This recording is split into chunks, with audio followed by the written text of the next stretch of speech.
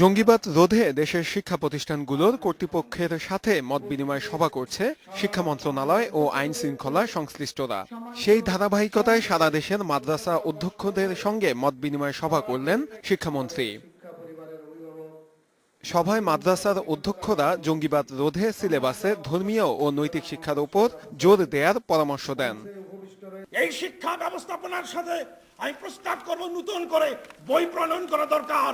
সেখানে কোরআন এবং হাদিসের ওই সমস্ত আয়াত সেখানে আনতে হবে যেগুলো জঙ্গি বিরোধী কথাবার্তা রয়েছে।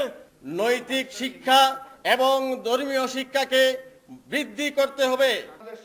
সভায় প্রধান অতিথি শিক্ষামন্ত্রী নুরুল ইসলাম নাহিদ জানান, জঙ্গিবাদ রোধে শিক্ষা প্রতিষ্ঠানগুলোতে শিক্ষক শিক্ষার্থীদের সমন্বয়ে প্রতিরোধ কমিটি গঠন করা হবে।